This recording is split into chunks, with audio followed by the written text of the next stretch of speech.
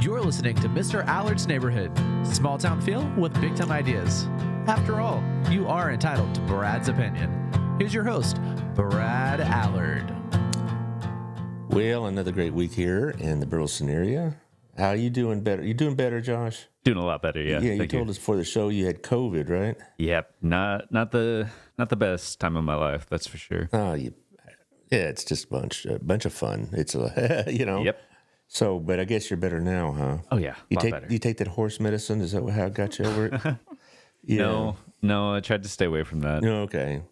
Well, I have Kelly Mitters here, whom I knew as Kelly Arnold, and actually, I had to go back and remember because I'm so used to calling you Kelly Mitters now that I said, okay, what was the maiden name? And then after some thinking and some background look, I remembered Kelly Arnold. So that's how some of y'all may remember her. Class of 02? 03, okay. All Long right. time ago. And Matt was about 99, I believe. Yeah, and he's now a police officer, and he was supposed to be here, but apparently duty called, right? Correct, as always. Is that, well, you're kind of used to that now, aren't you? I am. I'm the dependable one for doctor's appointments, anything, but he's very sorry he couldn't make it. Well, I'm sure. I would have enjoyed seeing him again. And you told me that y'all met at Red Lobster, right? We did. Yes. Just Here in Burleson. pure love right there from the very beginning, right? Right. Was it really? I think I forced him to love me a little bit.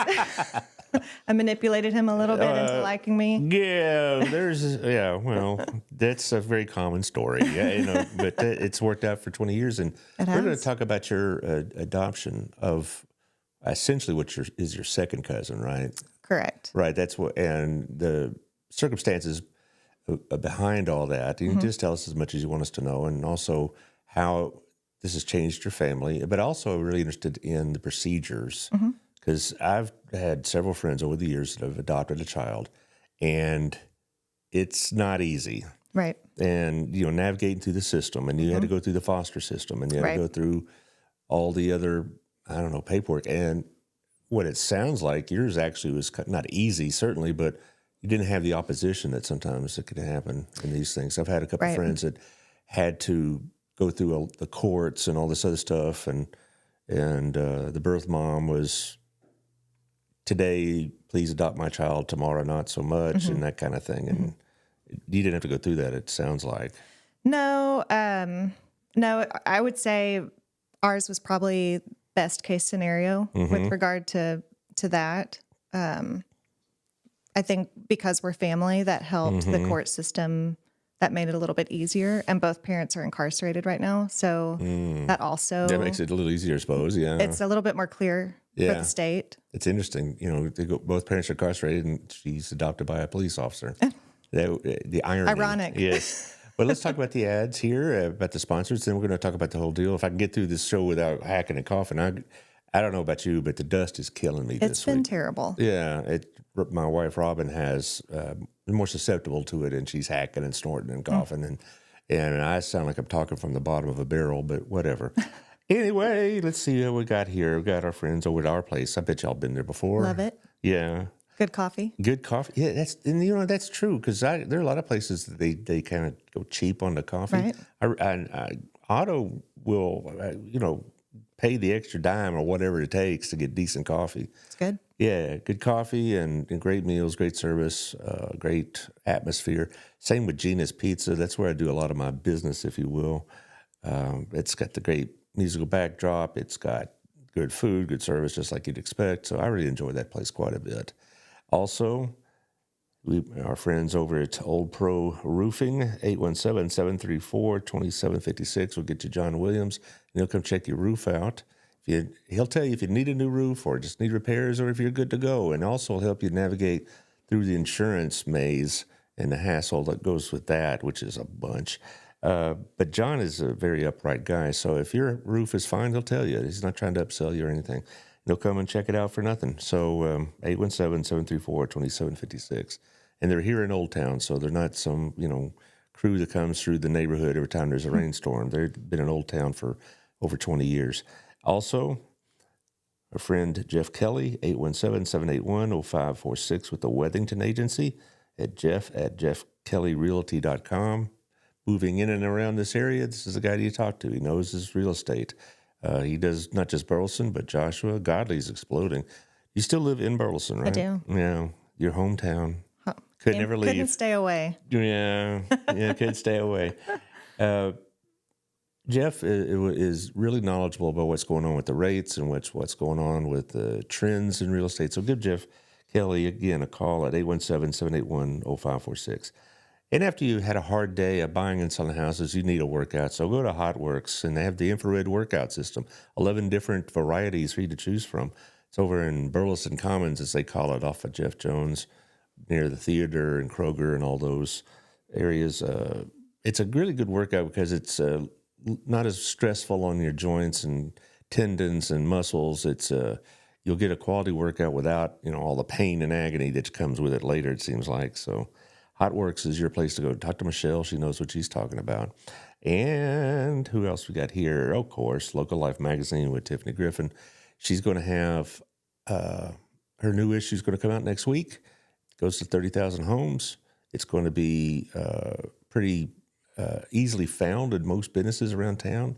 So if you're looking to advertise, other than, of course, Mr. Allard's neighborhood, this is a good place to do it. Local Life Magazine is well known. So give Tiffany a call if you're trying to promote your business or events or whatever else. And Burleson Buzz, local news with Cody O'Brien. Tonight there's a city council meeting. He'll be there for that. You'll have a report tomorrow. I use this material for the radio news segment I do, and it's always good to have a local source of information, and Cody provides that for both city and school-related events. And for our last one here, Medicare Counseling and Therapy with Jerry Kavanaugh at 817-992-8034 or at GF Kavanaugh, and I'll spell that for you. It's GFCAVANA at southwestbell.net. They're over here near the Rio Mambo and Rim building, I guess. They're on the third floor of that, if you want to call it. I don't know what the name of that building is, but you know the neighborhood. It's right across the parking lot from Old South and all that business. And Jerry was on last week, and he was talking about the need for counseling that a lot of older folks have. I mean, they don't really have access to it. A lot of them don't have maybe the wherewithal for it, and Medicare now will take care of the expense of some of that. And so give Jerry a call, and he'll set you up again at 817-992-8034. So if you yourself on Medicare or know somebody that it is, and there's a lot of need for counseling at that age. A lot of people my age, I'm not quite there at the Medicare age yet, but I'm getting there. A lot of us, are somewhat reluctant to get involved in counseling, but that's not really a good way to do things. And so this way you could do it without having to break your budget. So give Jerry a holler. As far as the nonprofit stuff, we'll do that at the end, but there's a bunch going on in March, April, and May, that's for sure. Now, let's get to the real reason y'all are dialed in. Let's hear Kelly talk about her story. First of all, you already have 2 children, right? Right. How old are they? Lila is 13 and Kate's 11. Where did you go to school? Here in Burleson? Here in Burleson. Her and STEAM. How do you like that STEAM? It's an interesting school, isn't it? It's interesting. That's one way of putting it, huh? Yes. Okay. They're great teachers. Yes, right. As far as the Kerr, it's brand new building. I drive by it all the time. Of course, did you go to Kerr in its original, when it's the old beat up old high school? Or did you go to Hughes? I went to Hughes. Yeah, I think we only had one middle school back in the day when I was in middle school, and it was just Hughes. But you never did go to the old high school. No, Matthew did. Matt, yeah. Mm-hmm. He graduated, like I said, 99, I believe. Mm-hmm. Yeah, he would have been like a sophomore when they made that transition. It's interesting because I still, even when we went to the, quote, new building, I still miss the old building in some ways. Really? Yeah. And now, of course, is that early college program. Mm-hmm. And I just left Hill after all these years. I just, finally hit the end. And, they redid that whole area. And you wouldn't know it. It wasn't like really nostalgic at all. Really? No, because I was teaching 2 doors down from where I taught back in 1990. Mm-hmm. And had I not known that that's what it was, I would have. Really? No, it's totally different looking now. And so it wasn't like walk down memory lane. But anyway, so you have these 2 young daughters, and all of a sudden now they have a little sister. How have they reacted to that? They love her. Mm-hmm. They've done so well. They just have embraced her from day one. The minute I told them there's a chance we're bringing this toddler home, they were like, let's go to Target. Let's get her a toy. They both, it was November. They both said they wanted for us to take all the money we were spending on them for Christmas, cancel their Christmas and spend it all on her. So they've just been really amazing. Well, that sounds like you raised them right then, because I hope so. Well, no, seriously, I mean, because here's this toddler, and I'm sure at some level they had to know that it's going to take a lot of your time and attention and energy, and they were willing to share their mother. If they didn't know at first, they certainly know now. Yeah, and you haven't had any of these kind of conflicts with it yet. No. Well, that's tremendous, because not that I really would expect it, but it's not unknown, Right. and I wouldn't blame them. Yeah. So this child is the daughter of your cousin, right? Correct. Her birth dad is my cousin. Okay. But y'all weren't particularly close when y'all were growing up, were you? No, he lived in another city about 2 hours away, and I probably haven't seen him since my teenage years, which is a long time ago. Like Thanksgiving and Christmas kind of stuff? Right. Yeah, right. So easily 22 years. And he just kind of messaged you out of nowhere, sounds like. We weren't even friends on Facebook. That's how distant we were. But he sent a message through Messenger November 1st of 23 and said that his baby had been mauled by a pit bull and was at Cook's. Was it his dog that did it? Or just the neighborhood dog or something? Or? She had been removed from his home and placed in another home for a couple of weeks while CPS did an investigation. The dog lived there, had attacked previously.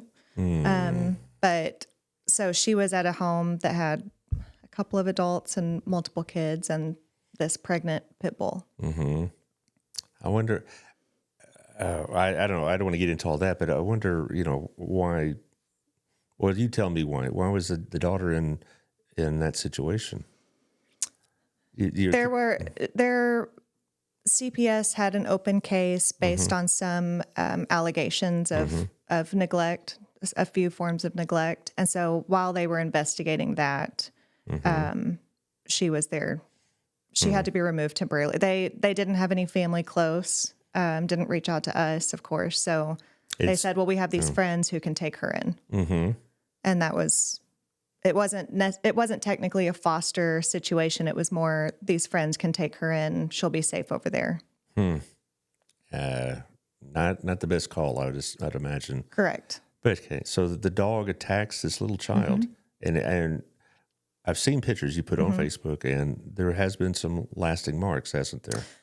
Yes. So the dog got her in the face. I don't want to be too graphic, but he essentially pulled her face off from the nose down.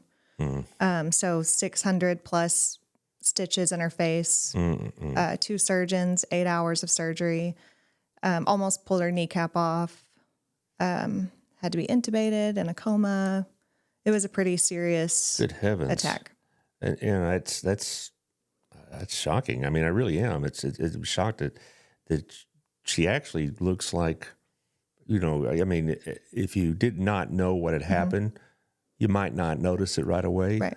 But it's remarkable that she looks as good as she does now. It's amazing. I mean, I think that the team at Cook's, she went to Cook's in Fort Worth. They part of it was life-saving. So there was an urgency there. And so the way she has healed over the last year is really amazing. She needs several surgeries going forward, which we're working on with Children's in Dallas, a team of 9 surgeons out there that will need to reset some of her facial bones and reattach ligaments.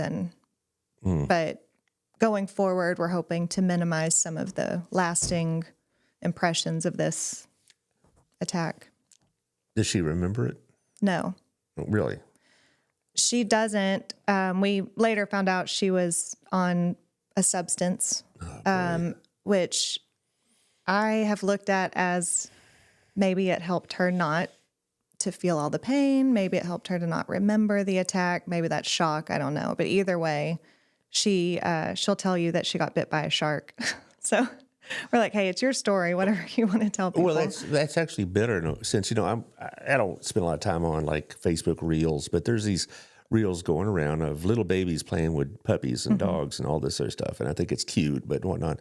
And I just was wondering if she's going to grow up with a fear of dogs the rest of her life. She doesn't like dogs in her face. Well, who You would? notice Yeah. that, like, we have 2 small dogs. If they get in her face, she instantly recoils. But when she was in Cook's, we brought their service dog in to kind of gauge if she had a fear, if she remembered, and she was not afraid. And it was a golden retriever, so a large dog. We haven't brought her around a pit bull and don't plan on it. No plan on it, yeah. But I don't know if seeing a pit bull would trigger any fear that she doesn't know she has. But I don't let big dogs around my kids to begin with. So I don't anticipate she'll be around a pit bull anytime soon. Well, that's good. But it just, I was looking at this small child and I was thinking, God, I hope she does not grow up with more than just the physical scars, you know, the emotional scars. I think she'll have, she has, you see more signs of other types of trauma in her than the dog. Because of the neglect and the Right. abuse and whatnot. Right. And so, how do y'all deal with that? One day at a time. Well, We've never dealt with trauma on this level. So it's been a learning process for us and for our girls. Just, you know, for instance, when we first brought her home from the hospital, she was scared of our floor. She didn't want to step on it. And I think that stems from she wasn't used to a clean floor. Right. And then when we first brought her home, if she hurt her finger, I remember I caught her, she had slammed it in a drawer. Ooh. She went and hid under a table and turned into the corner of the wall and cried by herself. She didn't go to any adults for help. She just needed to be by herself. She would hide her food at daycare for hours. They said that the trauma therapist said it's because she didn't know if she would be fed anytime soon. So I think we've learned over the course of having her that there's a lot of trauma that she's carrying with her that we are trying to help her heal over time. But it's going to be a process for sure. A long process, I'm afraid, yes. You know, as far as like professional therapy, she's going through that now, it sounds like. The state provided us with therapists and she was cleared by them about 6 months in, but it's mainly because of her age. And we've talked to a few therapists, you know, should we get her back into therapy? But she's making so much progress that right now I don't think it's necessary. I think right now she needs stability and love and just to feel that mother-child, father-child bond to kind of heal some of that. And then... Has she bonded with you and Matt? She has. Okay. When we first got her, like we met her in the hospital. Every nurse was mommy. Every doctor was mommy or daddy. She had no parent-child attachment, it seemed. And she called me mommy the first time she saw me. But now you'll see her, if you see her at church or out in town, she hugs into me when she gets nervous, where that would have never happened in the beginning. She didn't have any secure bond with anybody. So, or like when we take her to the doctor, she hides in me. And that is a sign that she sees me as her safe place and my husband as her safe place and calls for us when she's hurt now. So. Well, it's progress, isn't it? For sure. Did the therapist tell you there'd be some long-term developmental issues, like in terms of her ability to learn, her ability to speak, any of these kind of things? No, when we first got her, she was evaluated at a 15-month level, and she was a little over 2. So she knew maybe 50 words. Right. So we weren't sure. I know drugs can play a role in that and trauma. But over the course of that year, now she's above where she should be. She has no deficits. You would never know. How did she come into contact with drugs at such a young age? Were they we're just not lying sure. around? I I think it's a mix of a lot of different people being in and out of the house, the drugs being in the house. She went through a detox period when we got her. We detoxed her for a month because once she was extubated and being weaned off of the pain medicine from Cook's, she was in a general room and she started having withdrawal symptoms, hallucinating, awake 23 hours a day. And so they said, hey, we think she's withdrawing from something. So let's start detoxing her. And so once we brought her home, it was a nerve medication, some other medication to help her wean off of the drug. And we had to administer it maybe every 3 hours around the clock. But you work too, don't you? I do. How did you do this and keep a job? My bosses are amazing. I work for Baylor, and before we took her in, I Which called one? The system. I'm with the whole system in legal. Okay. So I called my boss and said, "Hey, there's a chance we may be bringing a baby home for a month or two. I want to make sure this will work. I work from home." And she said, "We're here to support you, whatever we can do." So I would, work at 3 a.m. whenever I was giving her medication. And Matthew took, the department gives you 6 weeks of paternity leave when you get a foster baby. So he took 6 weeks off to try to bond with her, and I would work when I could. And I mean, it was exhausting. I bet. I bet it was. It was exhausting, and you have caseworkers and lawyers in and out of your house for that first 2-month period. So it was just constant. Well, they had to check your environment, right? Right. And I'm sure it was quite the change for this little girl. What's her name again? McKenna. McKenna. Okay. So she comes home, and after this ordeal, I mean, that's all a detox is an ordeal. Right. For such a young child, too. Right. So you had to integrate her into not just your life, at the home, but is she in pre-K or day school or something like that? We started her in daycare in January once Matthew's paternity leave ended. And it was rough for her, but it was good for her to be around kids. She had never been around kids regularly. She was just around adults. So being around kids and having a schedule and realizing that when I leave you, I will pick you up at the end of the day. I bet that first day was hard, though. It was hard. Yeah. For the first month at least, I would drop her off and she would, we call it freeze. I mean, she wouldn't speak to anybody. She wouldn't even look at me when I walked out the door. That was her trauma response. And it would take her a long time to speak to another child or an adult. She would just stand by the door, frozen, silent. So I started drawing. I would draw a heart on my hand and draw a heart on her hand when I dropped her off and tell her, "Look, if you miss me, look at this heart and know that mommy's going to come back and you're safe." And we did that every single day. And once we started doing the hearts on her hands, Where did you come up with that idea? I did it for my girls when they started kindergarten. Right. I even got it tattooed on my wrist. Well, saves you trouble. And it worked for them. So I was like, "Hey, let's just try it." And it worked, thankfully. Yes. It was quite the shock, I'm sure, for that little girl to go from what sounds like a horrendous environment to something more stable and secure. And how long has she been part of your family? We got her November of 2023. So since then. What, a year. 15 months, yeah. We adopted her right before Christmas this last year. So officially, legally, our daughter for 3 months. And so, but she's really grown in this environment, it sounds like. She's doing amazing. Well, that's good. Now, you said she's going to turn 4 soon. She'll be 4 in September. I think she'll probably have her first surgery this year. We're working through that. But I think this surgery will be her biggest. What's the surgery for? This one, they have to reconstruct her mouth because the dog pulled her top gums out and her lips. And so when they sewed all of that back in, they kind of adhered to each other. So she has no gap. So before her grown-up teeth come in, they have to reconstruct it so that the teeth don't grow into her cheeks. So we need to do that. And then her, the most affected eye the bone needs to be broken and reset. And then her ligament was pulled out. So they have to try to attempt a reattachment of the ligament so that her eye can close. Her lower lid doesn't close. Does she have any vision problems? No. Amazingly, the dog did not touch her actual eyes. Did they put this dog down? They did. Okay. The city of Fort Worth put it, and the dog had recently had puppies. So she was very hormonal.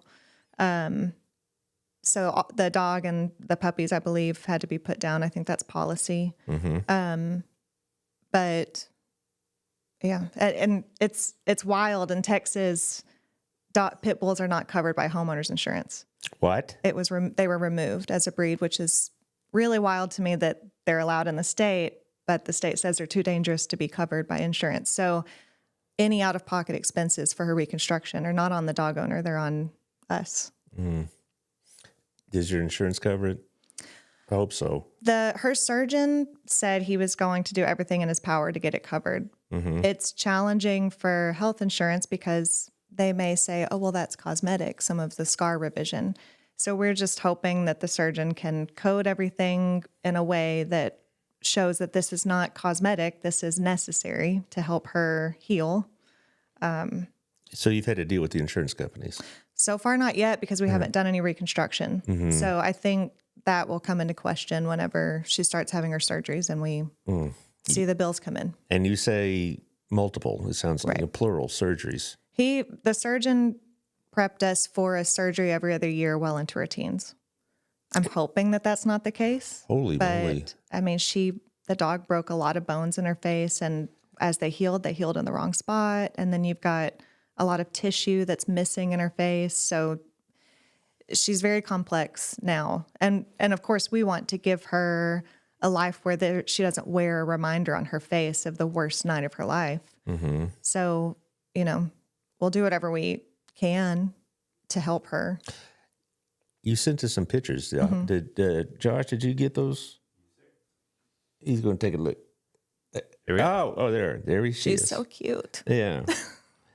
She like having her picture taken? She it doesn't bother her. I think she likes being the center of attention now. Okay. See, I look at her, and I know the story, so I know that I could see where there was some damage done, but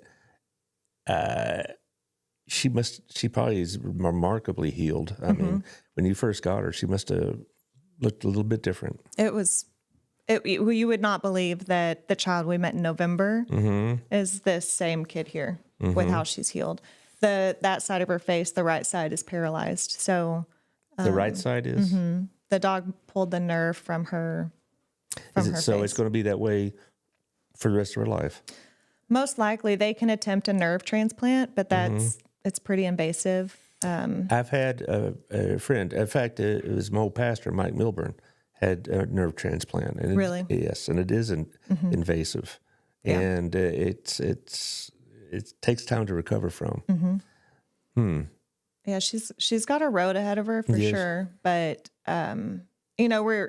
we are going to have to balance the pros and cons of each surgery. Is it going to bring enough reward to her to put her through each procedure? And, Is she aware of all this?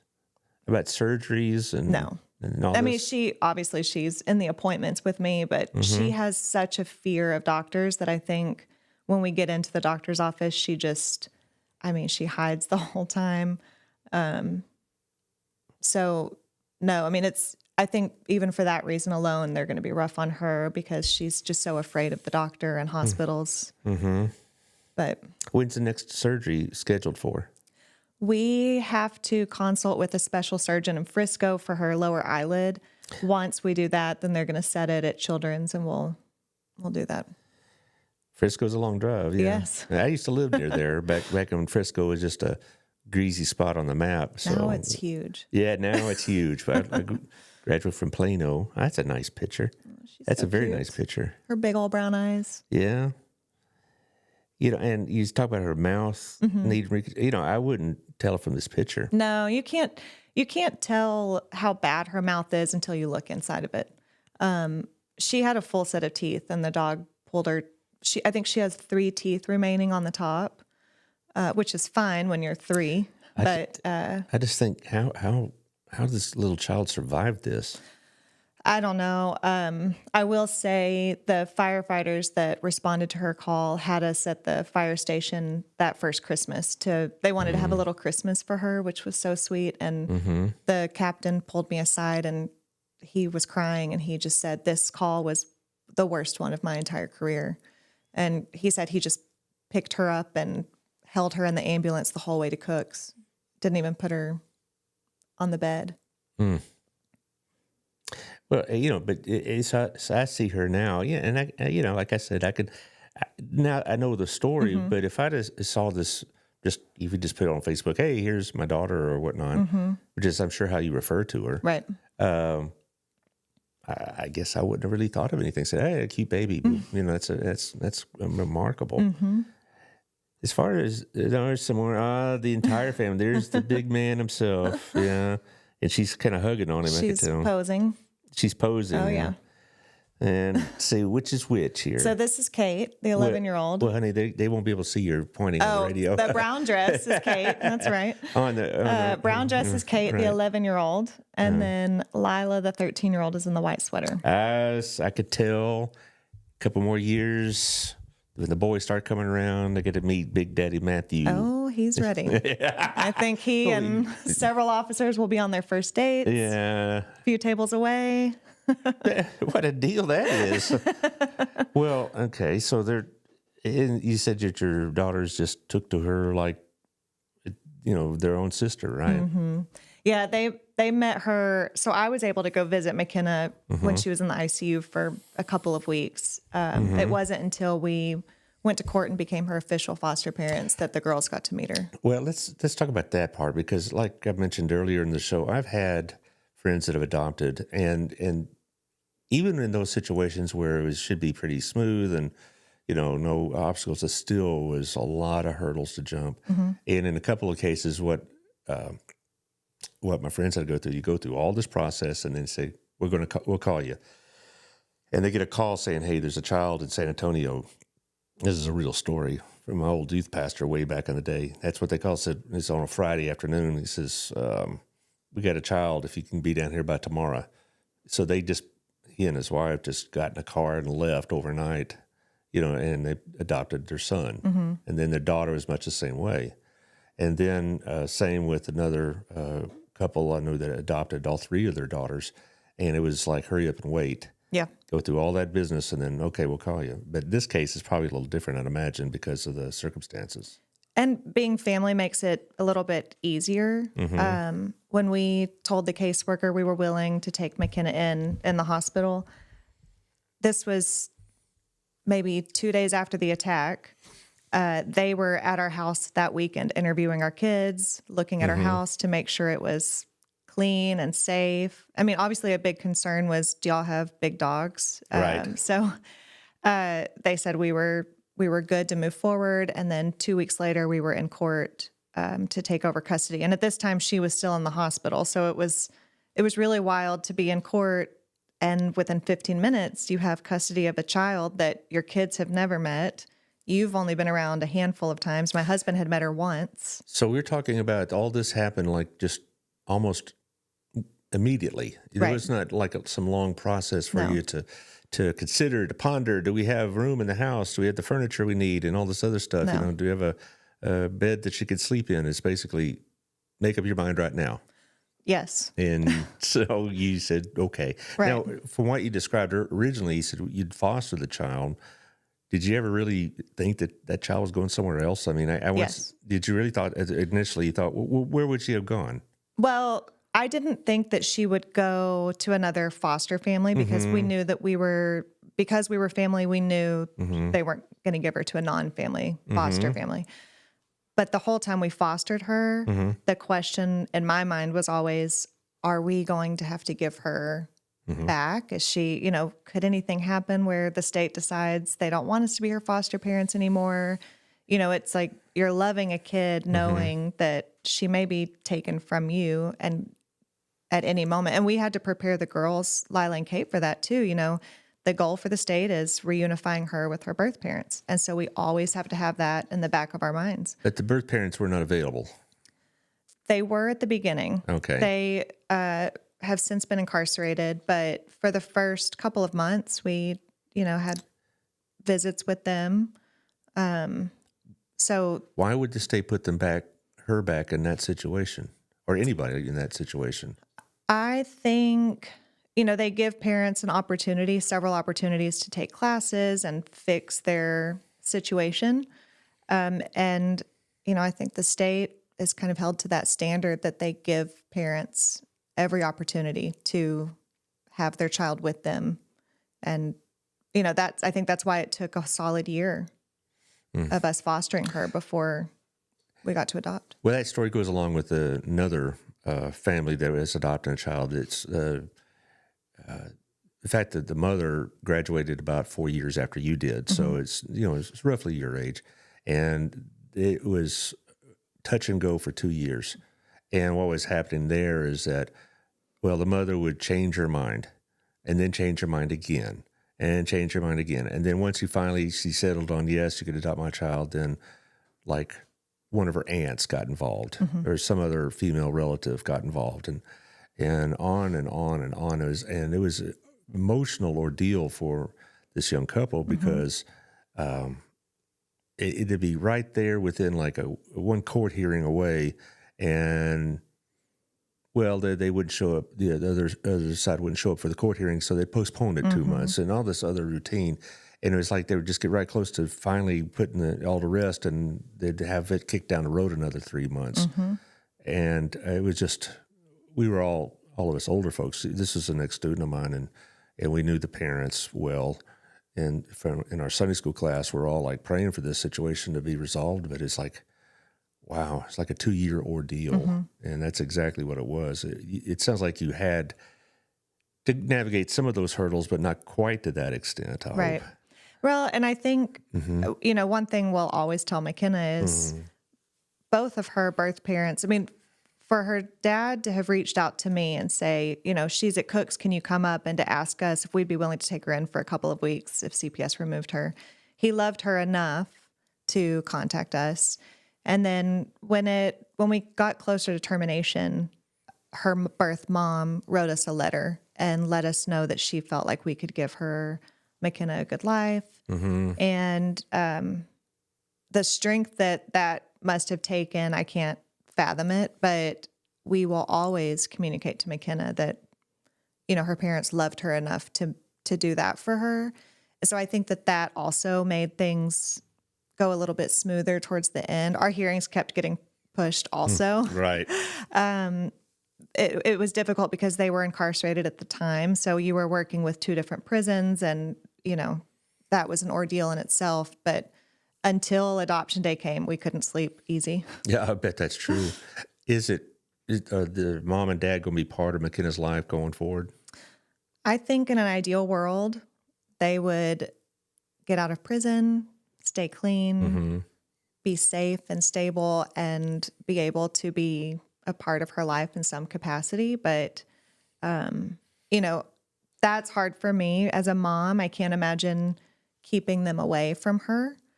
That's why I let Matthew make these decisions, because he's very good about, McKenna is the only thing that matters. So keeping her safe is all that matters. But we would love for them to be a part of her life. I think that's best case scenario for McKenna.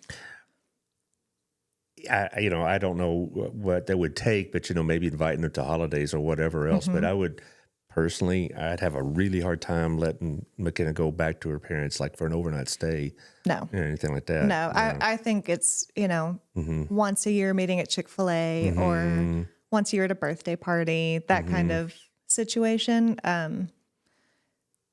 It's something that we've talked about, but you just don't know how things are going to transpire going forward and what that road looks like. But we will never completely lose hope that they can be safe and get clean. Well, I could see them, like I said, like at Thanksgiving or something like that. But I'd have a really hard time letting her go like for a week in the summertime or something like that. No, that won't happen. And as far as now that's all put to rest, you are the legal guardians and you have say over these things, Yes, right? full say. Okay, good. So you don't have to negotiate anymore with all of this. No. Okay. Which is interesting. When you're a foster parent, you can't even cut their hair. We were not allowed to trim her hair, but after a 15-minute hearing, we were in charge of her medical decisions. Of course, the state has a say. They have the main say, but I'm still responsible so we drove straight from the courthouse to the hospital, and all of a sudden I'm talking to the doctors and nurses about a baby that I just met, but I can't cut her hair. So it's interesting. How would you characterize your interactions with the state? I know they have all this, bureaucracy and red tape, et cetera. Was it pretty much a pretty good experience with dealing with the state, or is it sometimes you wanted to jump across a table and throttle them? Everybody we dealt with was great. Okay, that's kind of what I thought. I think in today's media environment, a lot of people who work for the government in some capacity are getting unfairly categorized. Yes. Well, and I work in legal. Right. I understand that there are things that the state is legally bound to do. And the caseworkers are trying to work within the sandbox that they're told to play in. And that doesn't usually marry up to what you and I would say, this is what a child deserves. Like my bar for parenting is set here, but the state's bar is here. Are they safe? Are they fed? Do they have clothing and access to medical care? Well, I'm like, but I want her to have a Christmas and I want her to get books read every night to her and I want her to be taken to the park. And but that's not the bar for the state. So, the caseworkers are just bound to play in this sandbox that's a very different sandbox than what I would like them to play in. But they were great. You going to do it again? No. Of course, you didn't know you were going to do this before, right? I would not be able to say no to a baby or to a kid in need. And I really don't think most people would have said no to McKenna, to be honest. I mean, it's just, I'm grateful that we got the opportunity because she's wonderful and she's added to our family and I can't imagine life without her at this point, but I'm old. Please. Fostering again. Please. I think fostering while having middle school girls probably aged me 10 years. Oh, yes, but when they turn to high school, there won't be any worries. Don't worry about that. Right. Life just gets easier from here, right? Well, but I really do believe that God put this child in your life, right? And you believe that too, I'm sure. And you mentioned before the show that you kind of think about maybe would you want to do that? I don't know, and boom, there it is. And I don't think that was by accident by any means. And the fact, though, that the thing about adopting a child with these kind of issues, though, I mean, it's a more than just your typical adoption burden. Right. Because like I talk about my friends and all, and they had their own obstacles to overcome, but nothing like this. They had obstacles in terms of getting the child acclimated. In some cases, the child was an infant when they adopted, so it was a little easier in that term. And but they had to have that conversation one day. Said, by the way, here's where you really came from. Right. You doesn't sound like you're going to have that conversation anyway. I would assume we will have to because she was 2. Right. So she hopefully will not have a lot of memories. And I say hopefully because I know there's a lot of trauma associated with that time. So I know we'll have to have that conversation, but we have a framed photo of us at the courthouse on adoption day. I want that stuff around the house so that it's, it's not it doesn't seem like a secret we're keeping from her. It's just a part of her story. And there's another grandchild in the family, right? Is that right? Yeah. Right. How was everybody else outside your little nuclear family? How have they reacted? That first Christmas, everyone had Christmas presents for her, a stocking at their house. I mean, everyone has just taken her in so well. And I think it was hard for the families because to even let our moms babysit her, they had to be fingerprinted, background checked. I mean, they had to go through all of the state hoops and then abide by their rules for her, which, can be challenging sometimes. So, but they just kind of opened their arms to her knowing this could be a month, it could be forever, could be a year, and then we have to say goodbye. It was really amazing. Well, I'm going to circle back to one more thing. You talk about the expense of all this.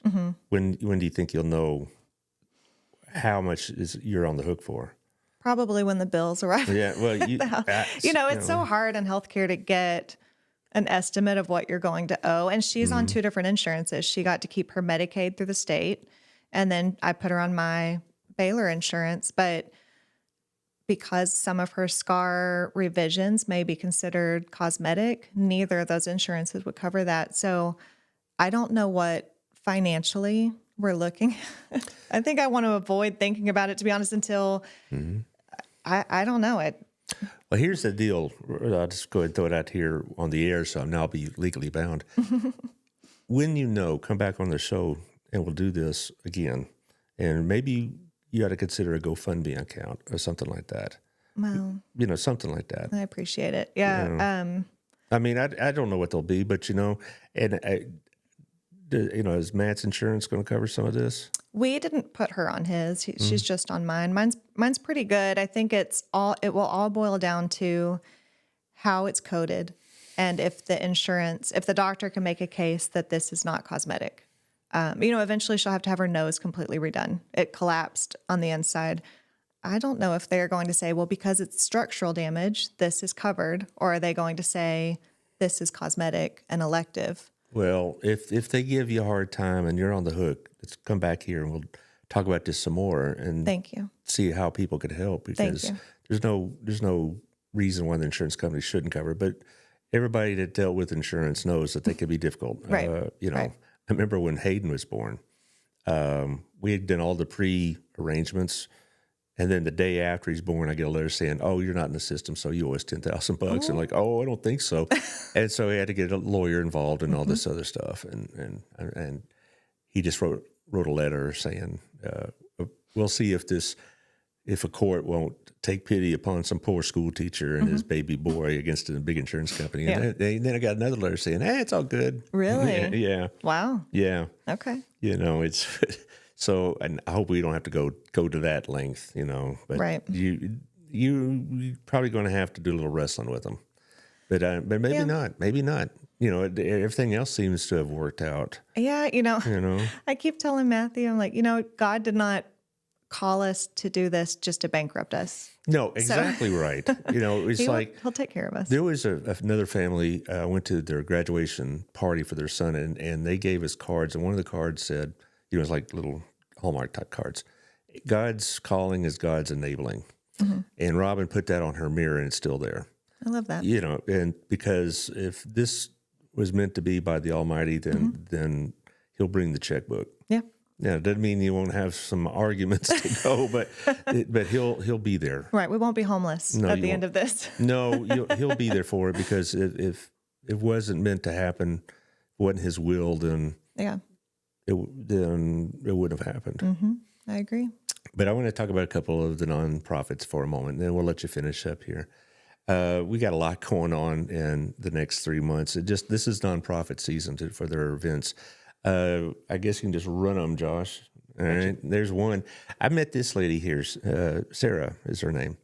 And she's starting a Montessori Academy over at the First Christian Church. And they're going to have a vendor market this Saturday from 11 to 4. So if you have something you want to be a vendor, if you want to go and purchase something there, they're going to have meals and whatnot. They're going to have some entertainment and whatnot. They're trying to start a Montessori Academy over at First Christian Church. So go over there and check it out. And it's going to be, a good day Saturday. It's going to be good weather from what I understand. So go by 11 to 4, First Christian Church. Also, you got this one here. Our friend Caleb Tomlinson and his crew are going to have a men's conference called Revive. It's on April 5th, starting at 8 o'clock. It's $25 tickets for the meals and the materials. And it's supposed to be discussing things that men should know about in their Christian walk, and as fathers, husbands, sons, etc. So join them this Saturday at the Uprising Church in Joshua. And I don't know exactly where it is, but Uprising Church, I believe, is right near the main drag in Joshua. So there you go. Also, that night, we have Light Up the Night for the Center for ASD. They have vendors, need vendors still if you like, but they're going to have a lot of vendors there. And it's going to be at the Brick from 6 to 9.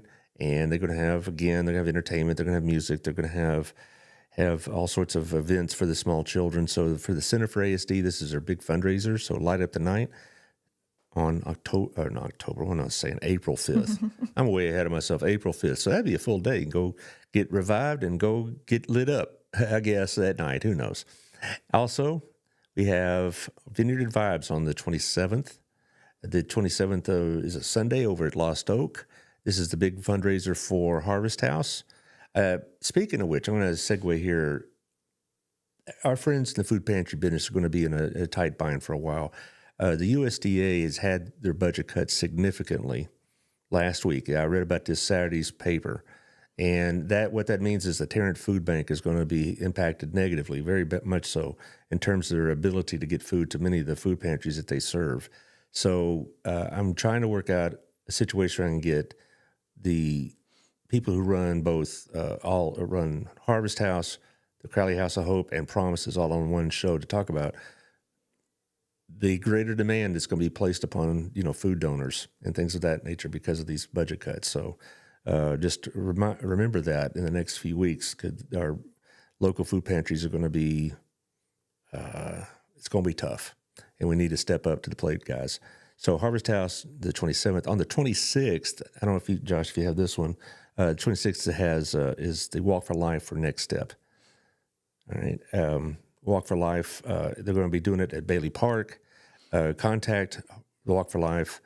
The Next Step, they have a webpage for it. You can sign up. You could get sponsors for your walk, whatnot. And it's a big fundraiser for them, too. And they were on the show last Thursday. So check out last Thursday's show, either on YouTube or on community radio or, actually not on the radio. It's not on there anymore, but it's still there on the Facebook and on YouTube. And it's on Apple and Spotify. You want to check that out. So there you go. By the way, go ahead and put it at the Journey, if you will. Your show is promoted this morning on the Journey. So people who are interested in what you went through about the adoption process, whatever else, 88.3, the Journey talked about it this morning. And they will again later in the week say, hey, check out the show. Because they like to promote, they don't play the show, but they'll promote the show. Particularly, it's a Christian radio station, as you know. Mm-hmm. It's Robin's favorite. And, they know that their listeners often need this kind of information. So there you go. Also, tonight at 6 o'clock, it'll be on community radio, and 1 o'clock tomorrow afternoon. They can find that on Odyssey, Live 365, and TuneIn. So check that out. And so there's a lot of ways you can get this. This will be on Apple and Spotify tomorrow about 10:30. So there's about 7 different ways you can get this information, guys. So you need to do it. So we'll let you finish up the show. Tell us what we need to know about, your situation and what whatever prayers you want from us in the community. I think I would say fostering isn't for everybody. Mm-hmm. Adoption isn't for everybody, but I think everybody can find a way to help. Mm-hmm. If you know a foster family, be there to support them. But realistically, addiction is a huge problem in our community, and it impacts these kids of addicts.